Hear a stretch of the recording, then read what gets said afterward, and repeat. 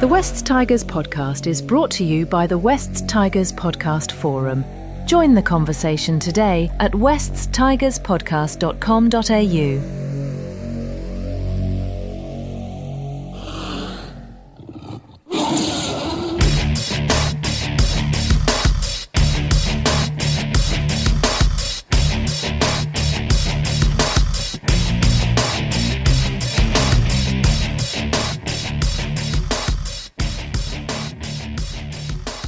It's the West Tigers podcast. Thanks very much for watching or listening. We're up to episode number 465. Unfortunately, it is another post-loss edition, 46-18, the final wash-up in the game against Manly in Magic Round, 24-8 being the halftime score. I've got a bloated list of one-word submissions myself, and I just can't seem to knock it down to one, but we'll get to those in a few moments. Nick sent his through. He's not on the show this time. He's got recalibrate. He wants us to recalibrate after the bye. But he says if we don't turn it around, it's going to be rehab. So I think that's rehab for our friend Nick. I'm a bit worried about him going across the Silverwater Bridge. Nick, it'll be right. We'll bounce back at some stage. Declan and Josh. Declan, what do you got for us in terms of one word to describe that quote-unquote performance? Probably going to take a little bit of liberty.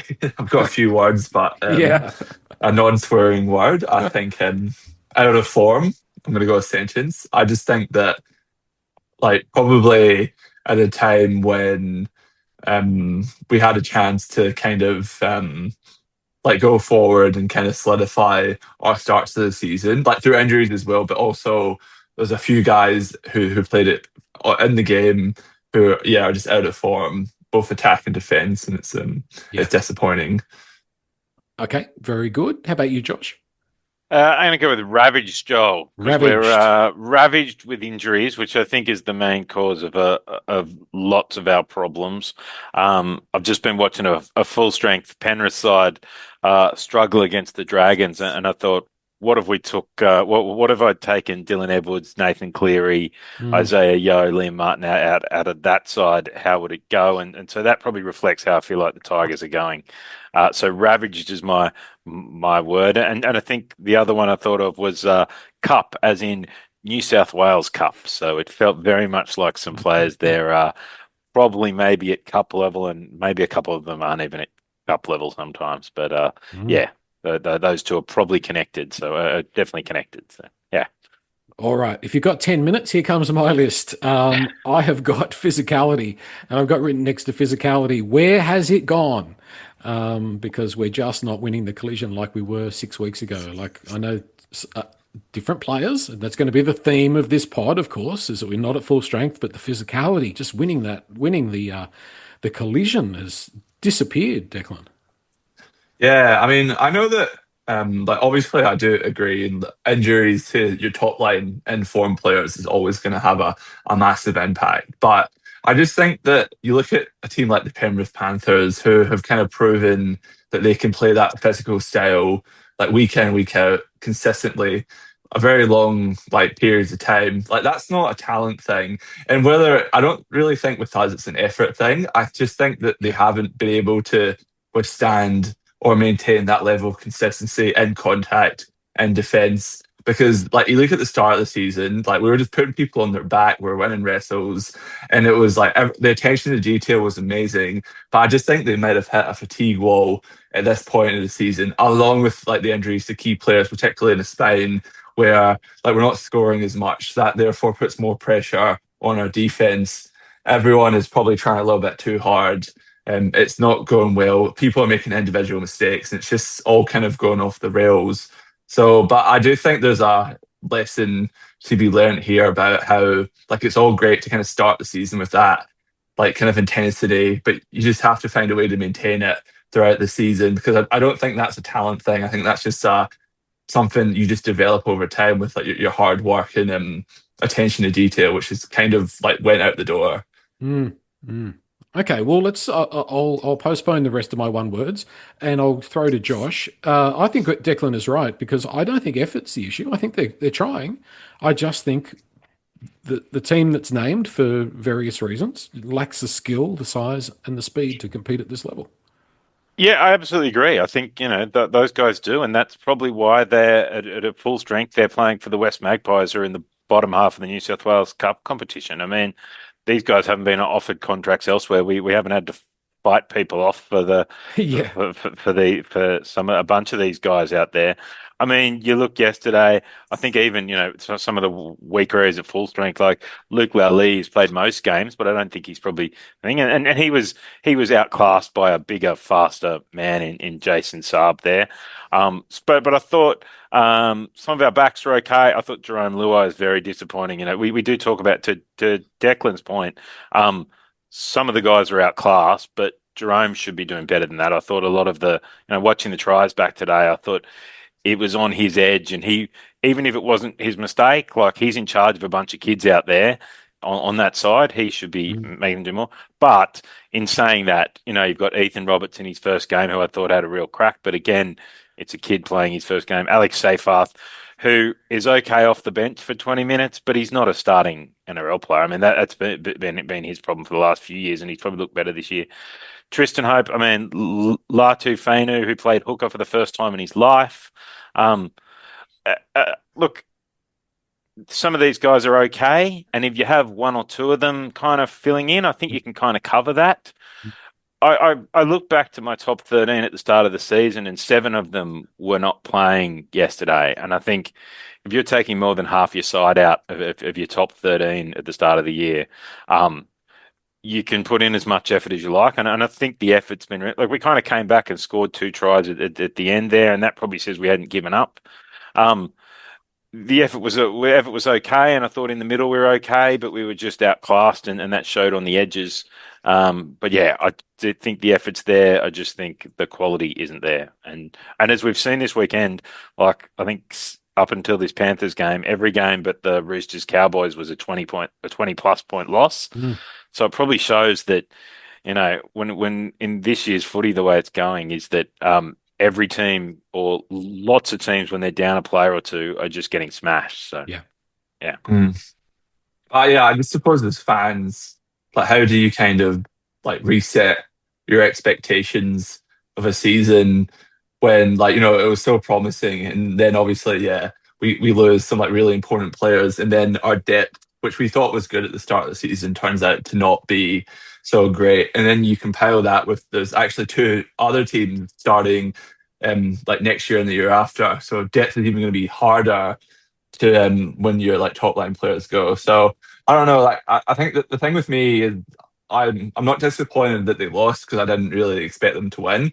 You're just kind of disappointed when you see, say Farf just kind of get just like terrible technique against Olaquadu in that first half, where it's just like he just gets his footing like kind of completely wrong, as like has the effort but just isn't like concentrating enough, and then that leads to like a half break, which then leads to like another half break, then a try.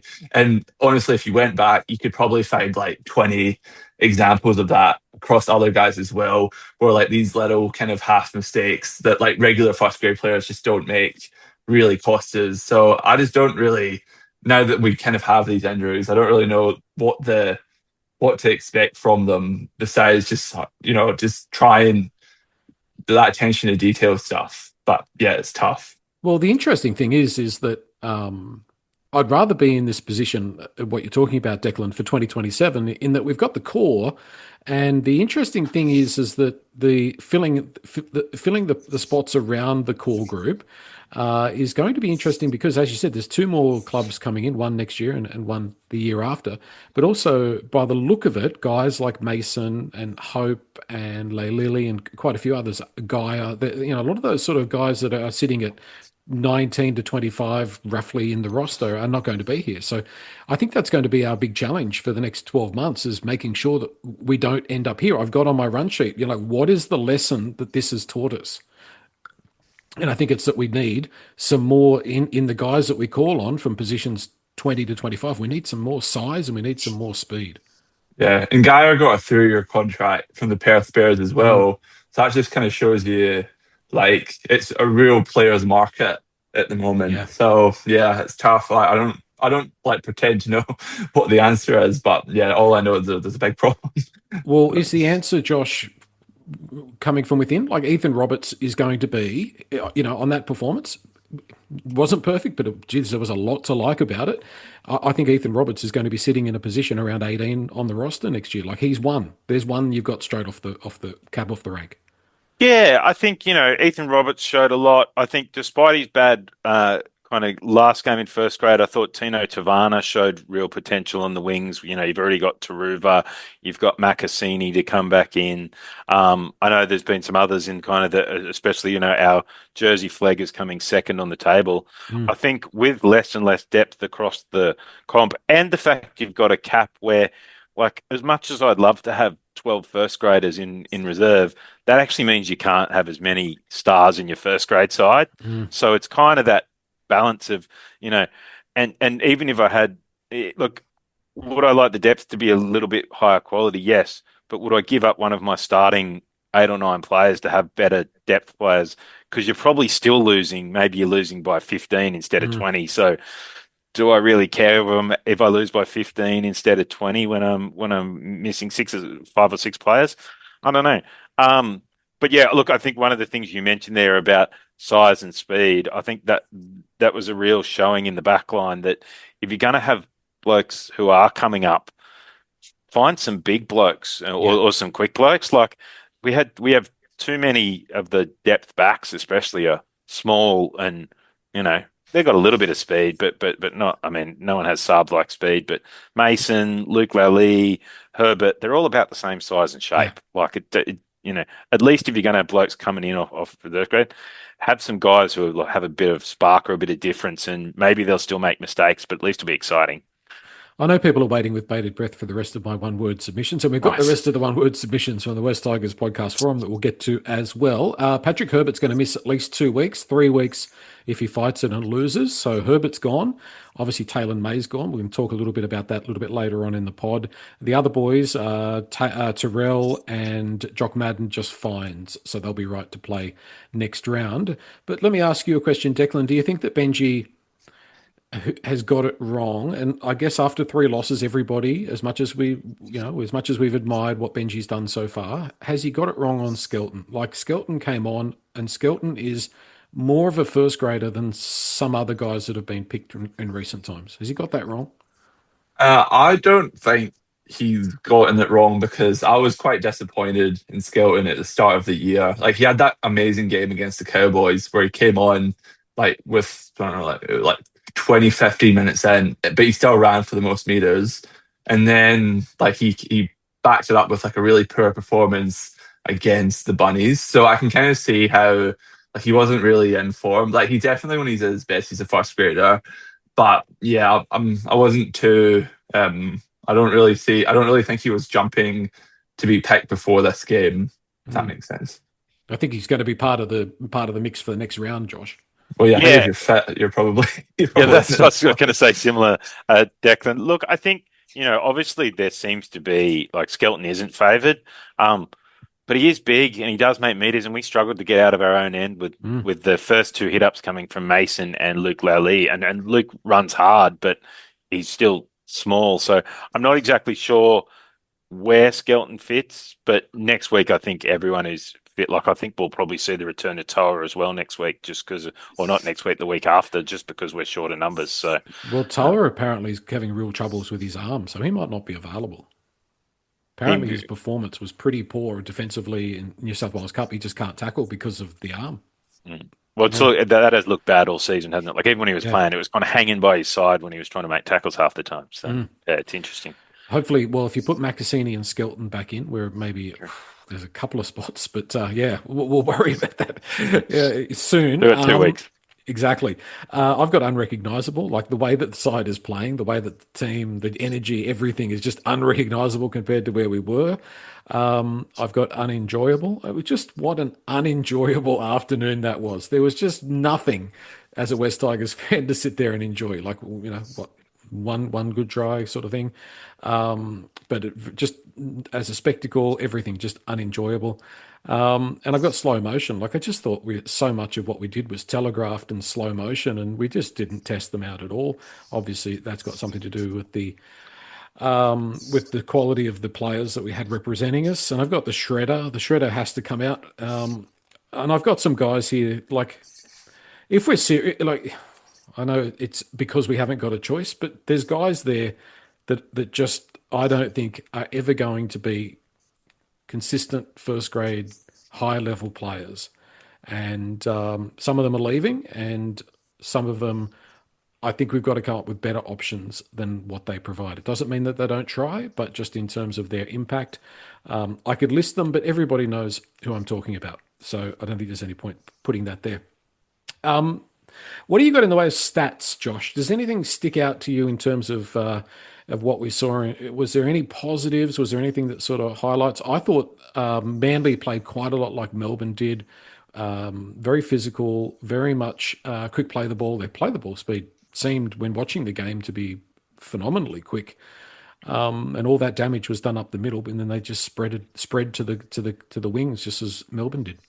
Yeah, I mean that's very much how it felt. I was checking out the stats before. Look, I think in the first half, while the scoreboard looked bad, and we obviously let 6 line breaks to 1 in, it was very much on the edges. We did complete 17 out of 19 sets. So to our point earlier about effort, that tells me the effort was probably there and the control was there, but we were just getting outdone.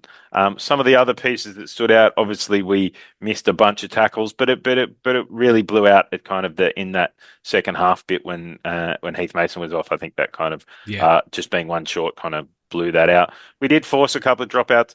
Manly had 78% of territory in the first half, so they're in our half for 78% of the first half. I mean that's a lot of that comes down to the tries, I guess. So that really hurts. And in the second half, the stats, like just to go on the Fox stats, the second half stats evened up quite a bit actually. Like you kind of go through that they had more line breaks again. That was probably the big thing. It kind of was that Manly style.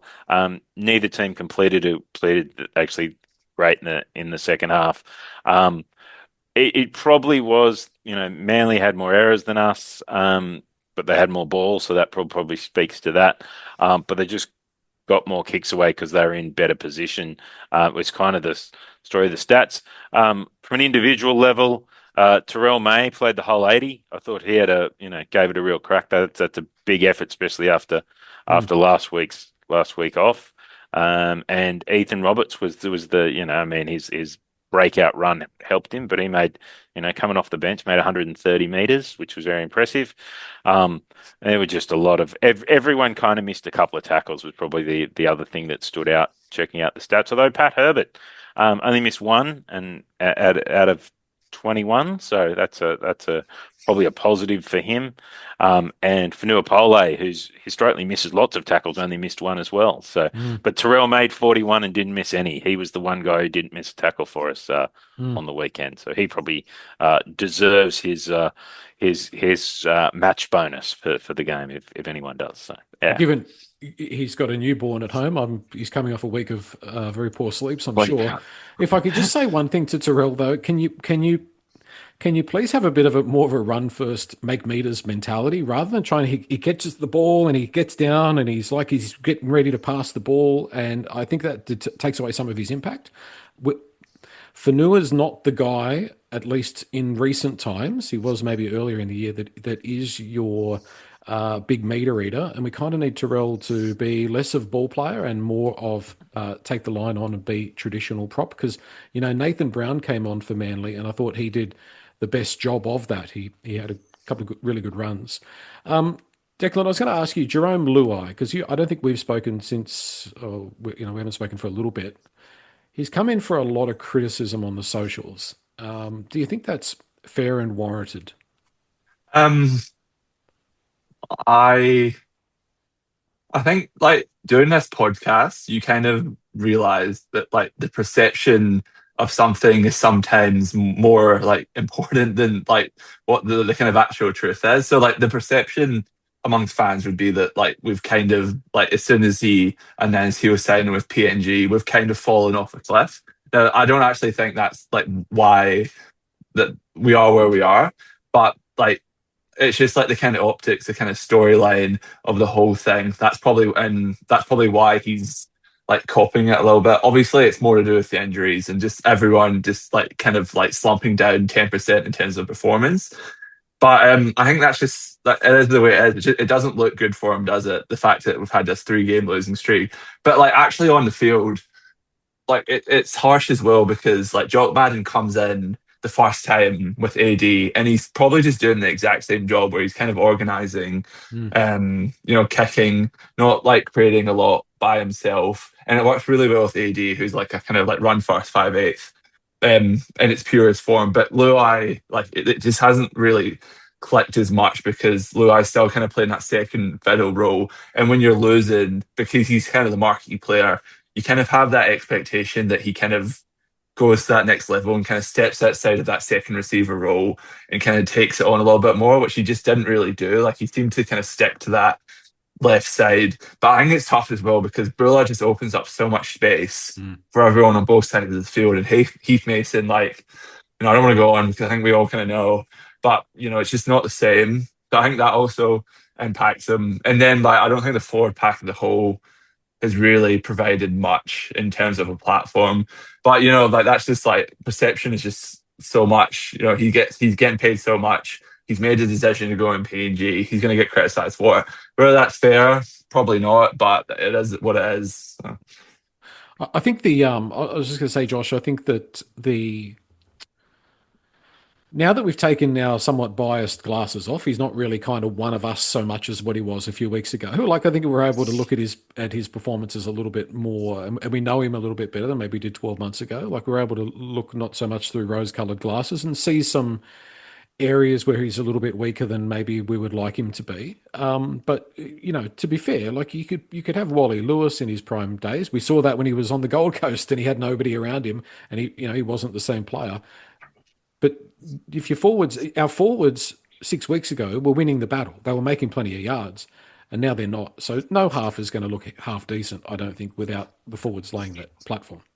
Yeah, I agree. And I thought up until probably this weekend, I thought his play has been fairly good, and I thought he's been reasonably well. I think he's also I've heard he's had to sit out quite a few training sets with injuries, that he's been needled up coming into the game. His shoulder was heavily strapped, and his knee was heavily strapped on the weekend. So, but I kind of imagine with the others out, he's probably is playing through pain, even if he is playing injured, because there's so many guys out. So for that, I kind of say, well, you know what, he is going next year, into next year, and he could just say he's injured and not play. So at least he's having a great there. I thought his defense on the weekend, that's where I'm kind of okay with the attack stuff, but I feel like and ignoring the injury, I just said for a bit, I feel like the defense and his job of organising that side and making sure his defense is done, like that's the bit I look to. And I think up until this week, it was good.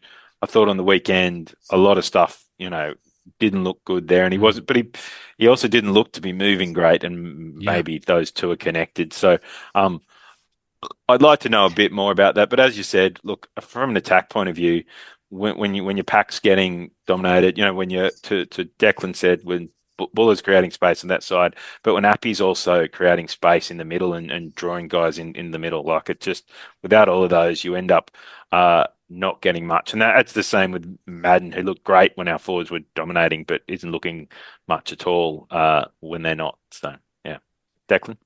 Yeah, it's just it's an awkward situation, isn't it, Joel? Because as you guys said, like he's still a Tigers player for the next year and a bit, but he's also not at the same time, like, because he's already signed with the Chiefs. And, like Tigers fans, there's not as much of an incentive to kind of like protect him, like when he gets criticized in the media and like fans are kind of going at him more, and that can't be good for him. Like I'm sure he like sees this stuff, and then it's just that kind of awkward kind of, I don't know, like neither here nor there kind of thing, where like he's not even leaving at the end of this season, but like all of next season as well, where you kind of have to like put him into your plans about like playing. So we can't even say, well, how does like someone like Javon Andrews or like someone like Latu look in that position, because we've still got Luai for a whole another year next year. So it just feels we're in a little bit of rugby league purgatory right now with like what to do with him if he's not playing like great,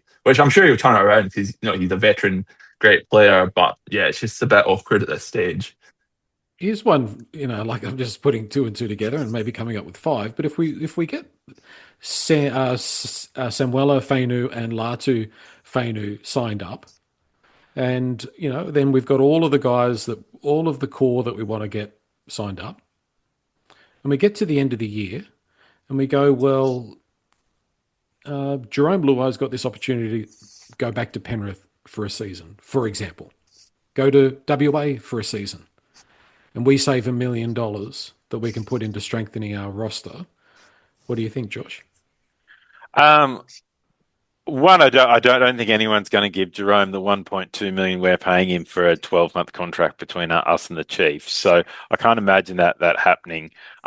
Two, I think to Declan's point, the timing of I think your point, Joel, the timing of this was awkward. He signed, and then Appy got suspended, and Adam Dewey got injured, and Sam Fainu got injured. Like, if we'd had our full team the last 3 weeks, and he was playing crap and everyone else was playing well, then I could kind of be like, yeah, get rid of him, go. But on the other hand, I go, for all especially the last couple of weeks up, and probably not so much this week, I thought, but last week, his energy's been good. He's pushing the team forward. He's clearly out there. He's fronting up at the press conferences with his hat up this week so we can see him. He's been listening to Nick. He's been listening to Nick. So he brings a lot around there, and I think we're still 5-5 for the season, and he was a big part of some of those wins, and I think he's a big part of the culture we're building here. So I definitely keep him. I think the question to me will come if it's 2027 and we're not in finals contention.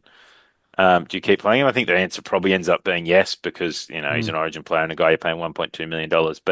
But I think that's when it gets more right. I think coming into next year, look, I think if we get I'm still confident if we start to get players back on the field, we'll make the finals this year. So I think this year you definitely keep him, and then you see what it looks like coming into next year around that energy level. So It's we can't defend him as much. You're right. Yeah. I'm putting it out there to the NRL universe, somebody take him for 2027. When you think about the finals, just something, and then we'll launch into the one-word submissions from the forum. If we look at Magic Round, I don't know what the score is in the Dragons and Panthers game, but every bar one has been that 30 or 40 point is the winning score. You need to get 30 or 40 to win. I'm sure all those teams that lost are not going to miss the finals this year.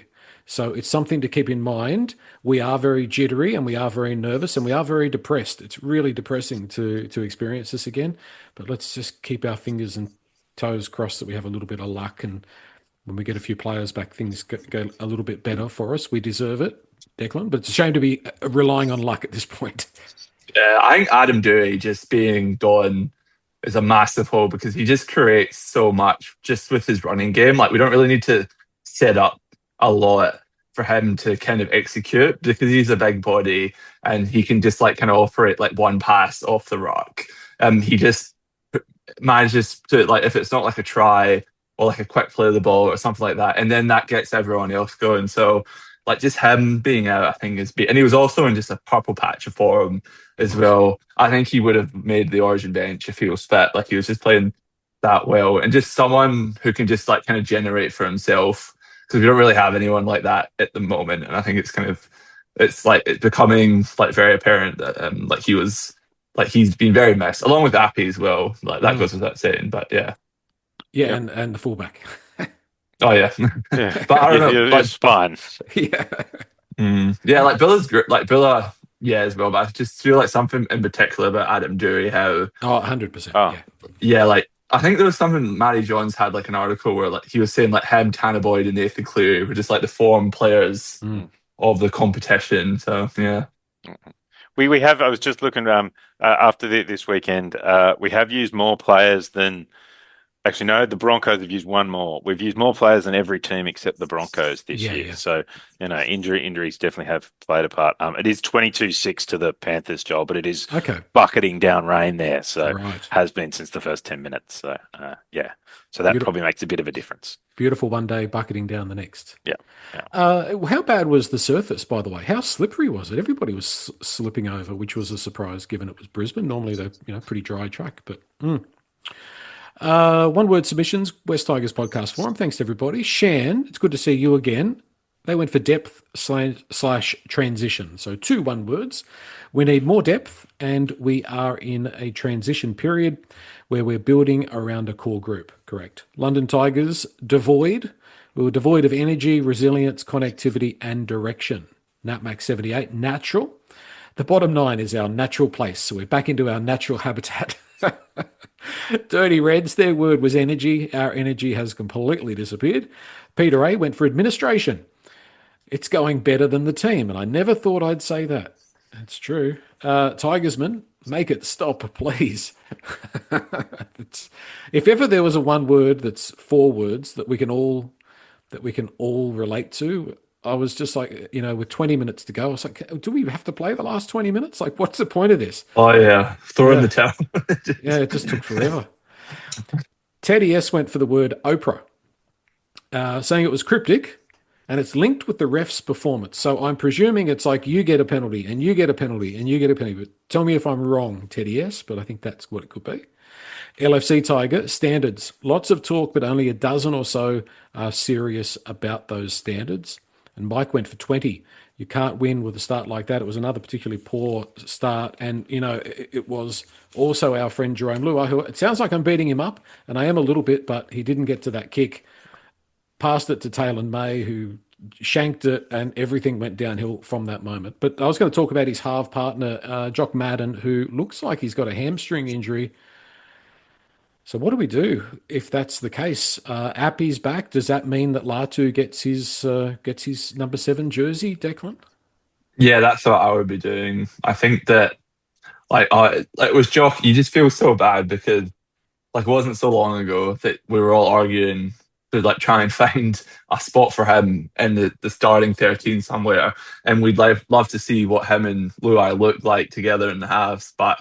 Yeah, everything's kind of went around, falling apart around him. And then, in the second stint where he's kind of expected to, create a little bit more, his kind of lack of creativity becomes a little bit more apparent. And then I think teams have done better at kind of isolating him, so his defense looks worse as well. So it's a tough one. But yeah, I think that this is kind of Latu's opportunity just to come in. He's not as good of a pure halfback as Madden. His kicks aren't going to be as great, but he can probably generate a little bit more in terms of ball in hand, passing, bit more X factor. I think that we might need a bit of a change in the halves. We need to change something, a little bit of a spark, because I don't think Luai and Madden's really clicking at the moment. So just something to kind of throw a spanner in the works. And then Appy was playing 80 minutes anyway. He's such an important role for us. So yeah, and I know that we just talked about Luai, but for him leaving, I feel like we need to start. It'd be good if Latu was just to kill it, and then we can kind of settle he's going to be the one that takes over from Luai, when he does leave to go to the Chiefs. So that should be a good opportunity for him to kind of show that he can play in the halves at that spot. Mm. Yeah, I think that's what I think it'll be Latu, but you never know. There could be a Javon selection. I was going to say, I think what we'll see is Latu come on and start, but if Madden's out, I think we'll see Javon Andrews, who's kind of been in that 22 kind of squad for the last few weeks and has been great in reserve grade, great in attack in reserve grade. I think he'll come onto the bench and probably get 10 or 15 minutes. Perhaps Latu can go into hooker for Appy, and then he can come on and play 15 minutes there just to kind of balance that out. Which takes Tristan Hope out of the equation. It does, Joel. That's what I was excitingly hoping. Yes. Yeah. I really like Andrews, but I think the thing with him is he just seems like a specialist left side player. So I'd be really interested / concerned to see him and Luai in the halves together because they both kind of prefer that left side, and they'll come over to the each other right. out of the way over on that side. Yeah, exactly. But like they can both come to the right, but when they do come, it does seem a little bit more unnatural as opposed to like Latu who can play both sides. Like he's actually more left side as well, but we've seen him, he can play that right side. And then so like long term, I'm just not sure if like because Adam Dewey's obviously one half. So I think that the person who's going to end up replacing Luai is probably going to be the person that can mesh the best with AD. And because Latu can play 7, maybe you can then push Dewey back to 6, which is like he's kind of playing that role anyway. So it's kind of interesting, and there's not really any clear answer at this point. But yeah, Jawan's been amazing though. Like I could definitely see him replacing Luai because he's probably the most similar skill set to what Luai is, and then he's a big body as well. He's a big body, yeah, and he's very skillful. So yeah, very exciting. But I can't really see how he meshes into the first grade team unless Luai is not playing at the moment. Yeah. Well, I hope he gets a go. I'd love to see Javon Andrews get a debut this week, and I think you've got to keep Ethan on the bench as well. On the bench or start, Joel? Starting. Does he come on and start on that edge? Like, well, on the left edge, just start him. Just put him there and start him. That guy's going to play a lot of first grade. I agree. I think we've got to also give credit for a guy that didn't play, and that's Alex Twal, who I think we sorely missed at times. Like, I don't think the result would have been massively different, but there were times when we were camped down in our half there where, Alex Twal probably would have got us 10 metres where some of the other guys were struggling to get 2 or 3 metres. So he was noticeable by his absence. But on the other side of the coin, I've got to say, somebody who's reverted back a little bit is Sione Fainu. I've been really disappointed with how Sione's gone in the last few weeks. Any thoughts on Sione? I know he's been moved around. He went from bench to left edge to to lock, but just he's found that mistake in his game and a few missed tackles, and he was so wonderfully consistent. Do you think he needs a bit of a go in New South Wales Cup, Declan, to get a bit of form back, or we probably can't afford to? Yeah, I think it would be ideal to put him back into reserve grade, and like have him in that more starting role because it's just such a flipping mentality when you're coming off the bench. And he was playing like pretty decent minutes, but it's just different because now he's starting. Like he played on the edge, played at 13. He's probably thinking to himself that he probably needs to like create more and actually impact the game in terms of his attacking stats. So maybe that makes him like try a little bit more, which leads to these mistakes. He's playing like bigger minutes, so he's making more tackles, missing more tackles. But yeah, I agree. He's just one of the many players that have kind of just seemed to drop their performance by like 10 to 15%. And when you've got like 6 players on the field doing that, it makes a massive difference, and it kind of makes it look like we're not really competitive in all of these games. So I think that if we could, I would be dropping him, but I just don't think we have that luxury at the moment. Yeah, I'd be putting him back to bench prop, and I think that was where he was doing his best work. I think the moving around, and look, there were valid reasons for giving him a crack, and I was probably supportive, but I think sometimes a guy does his best work when he knows what his role is and he's doing it every week. And so put him back to bench prop with Hunt. They come on, they play their minutes, they do their job, and if you have to find a back row for the back row, well, you find a back row for the back row, and then because it doesn't seem to have helped his game. It doesn't seem to help our game. So we may as well put him back to what he was doing well there and kind of stick to it. Yes, exactly. Stability. We need to try and get some stability back in as much as we possibly can. But in saying that, how do we put your creative hats on? How do we change the fullback for the next game? Are there any other options than Heath Mason? Is there anything else we could do? Could you play? Are we better off putting Taruva back there? Could Makasini play fullback? Is there someone else that we could put there?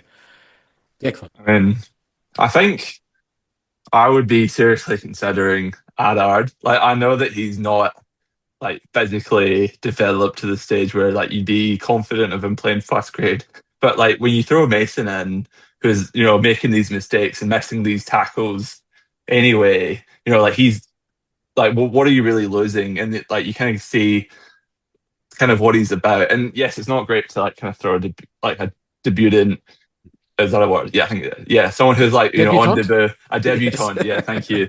Yeah, someone who's a debutant in like a situation where the whole team's not in form. But I just don't think like there's clearly no future for Heath Mason at fullback. And then we've already been when you move to Ruva from the wing, you lose that, you weaken that position.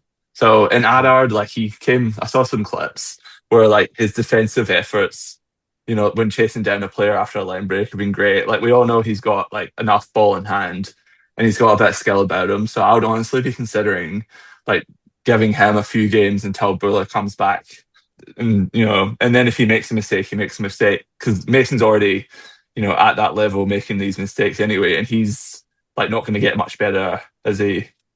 I don't think so. I think what you see is what you get. I don't think we've ever won a game with Heath Mason at I think fullback. do we beat South once, like Maybe. at the end of 2024 in Campbelltown? Was he playing fullback that game?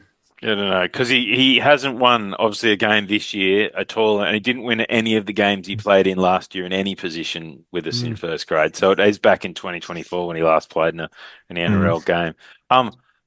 Yeah, I kind of agree with Declan. Like, and I thought Mason did some things okay. Like he runs the ball hard; it's not He dangerous. tries. He caught all the bombs, like Yeah. which is something that Taruva wasn't doing the week before. So, and I think you weaken the position by moving Taruva, but his defense was just like I think at one stage they scored one, and the guy just assumed he was going to be tackled by Mason and stopped, and then realised that Mason had just kind of fallen over next to him. Yeah.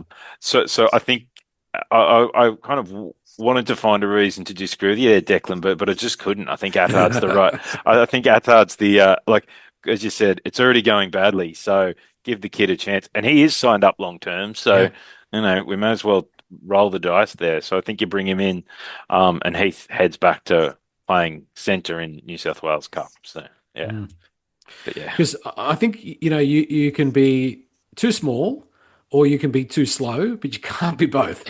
And that's not just him. That's a few other guys in the team, unfortunately. So I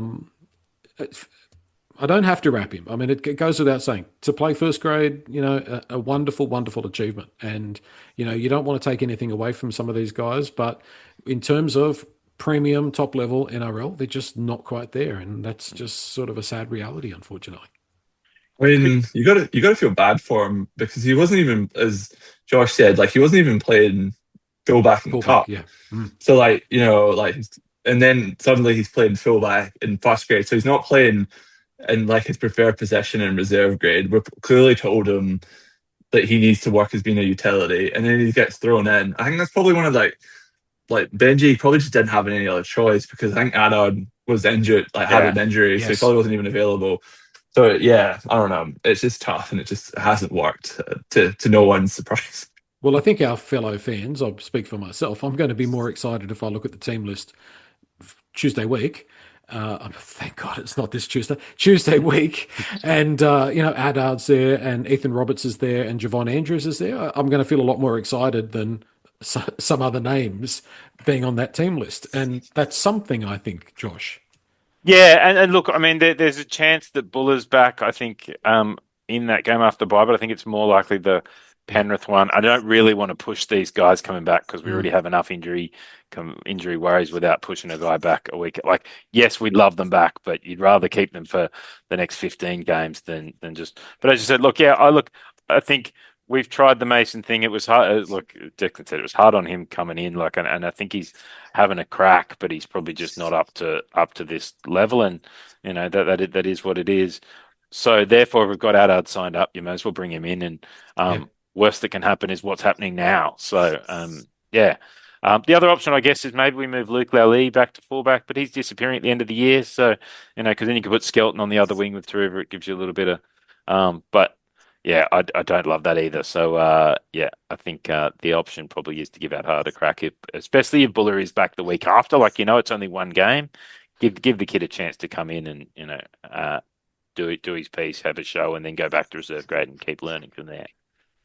I've got, and it must be prefaced by saying that this was written on my notes at about the 60-minute mark. So have a go at me if you think I'm wrong, but never to play first grade again. Mason, Hope, Herbert, Seyfarth, Lily, and Royce Hunt.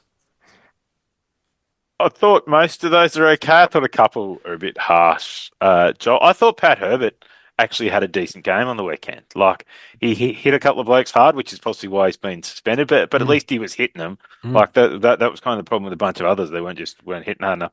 He ran hard. Like he's not. Is he as quick as Saab? No, he's going to be outrun by guys who are quicker than him. But I actually thought he had a crack. So Herbert, I'm okay with. I reckon he probably keeps his spot when he comes back. And I thought Royce Hunt, well, it's like he was only on there for 15 minutes. Like, I don't know, you can He's done. dump him. He's like done. It's only, that's what his job is. Like, the rest, look at the contribution. I know the momentum was different, but look at what Nathan Brown brought in comparison to Royce Hunt. Would you say that Manly are running downhill? Yeah, a little bit. Things a bit easier. Yeah. I feel like we could probably have, like, any one of us could, like, come off the bench.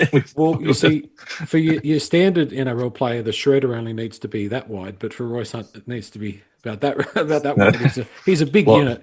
But I really need the shredder sound effect because I'm warming the shredder up. I'm looking forward to using it.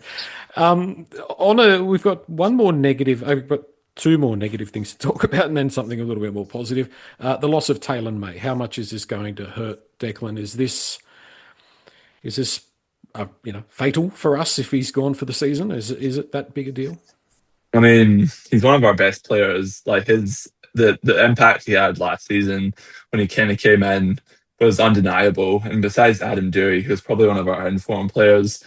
And it's really frustrating because this season, like, he's kind of hasn't really had a chance to get off the tarmac. Like, he's shown like a few really like quality signs in trials against Melbourne about what he's got, but you kind of feel a little bit frustrated. And like now that he's gone, I don't like. It depends on like how Makasini comes back because left centre is his like preferred position. So if he comes back and he kind of like looks like pretty good, I think we can cope. But then like if Makasini comes back and he's still not right, we have not only like right centre where it seems to be kind of a revolving door. We're not really sure who can fill that position. We have that at left centre as well. It could be very, very troubling. Do we go to market? Are we in that much of a state that we need to find someone to fill a hole, Josh? I actually think we are in that position because you think about it, we've got Herbert who's playing, like, I think he's doing okay, but we've got Stafford Toa who's meant to be our other starting centre, and he's behind Herbert and he's behind a bunch of guys, and as I said, his arm seems to be hanging off. May looks like he's out for the season. If he's out for the season, then that's kind of your three centres. You've got Makasini who's only 18, I think, come in and do a job, but even if he came in and did a job, we were already talking about needing a centre on the other side. So, and maybe lots of strike. We've got some positions. Surely we've got some money left.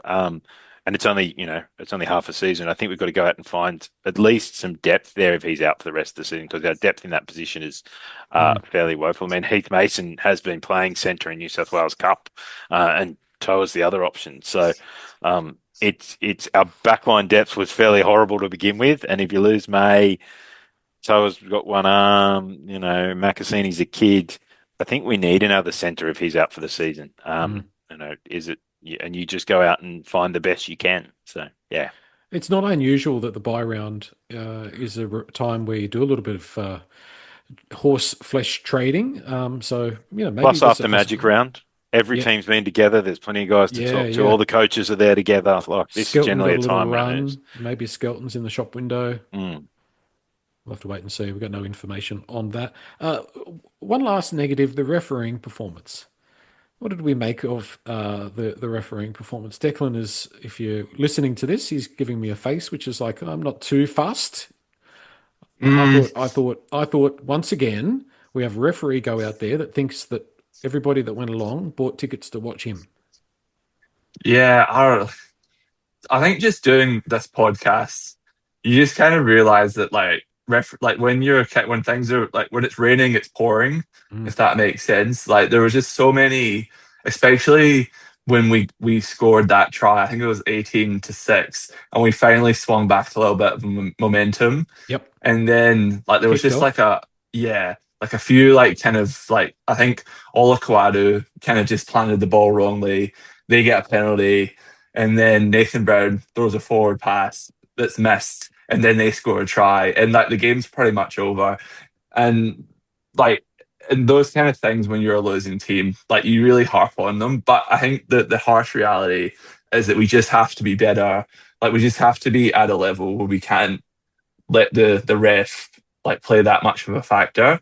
Like we have to be able to like when we don't have momentum, hold on to enough so then when we get a swing back, we can take advantage, which is what we did at the start of the year. But now that we're not in form, like we really are, the ref is having a much bigger impact, and it's really frustrating because I do think that Manly, especially when the game was kind of close in that first half, did get a lot of fortuitous calls. And in fact, I think that even the Fox commentary Yeah, was kind of saying, yeah, like they were like even like the neutrals were saying how Manly were getting a lot of favourable calls, and like when you're kind of a struggling team, like you, as we know very well from past seasons, like you need these things to go your way, and when they don't, then like it's a long afternoon. But I don't really see the refereeing quality changing anytime soon. So yeah. I think it's just us. We're just going to have to find a way to adapt rather than, you know, Well, do if you're what not, Ricky Stewart does and whinge every yeah, time we yeah. lose.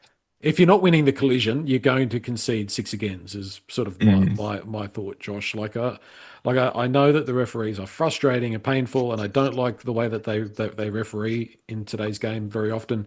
But a lot of it's self-induced. Like if you're not winning the collision, if you don't have momentum, you're just not going to the bounce of the ball. Everything's going to start going against you.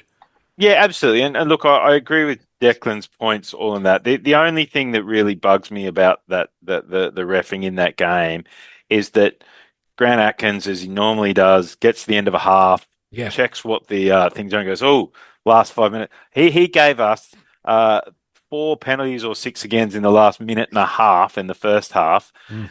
Then gave us nothing for 30 minutes again in the second half, and then blew a few at the end of the second half. Like I think out of we ended up with six penalties, five of them were in the last 2 minutes of the first half or last 10 minutes of the second half. And so I feel like sometimes they go out there to make sure they're not the story at the end of the game by Yeah. going, "Oh, this is close. On this is probably going too far one way." And we 100%. we've had that go to our advantage before, and I still don't like it. Like your job is not to come out with an even number of penalties and six agains.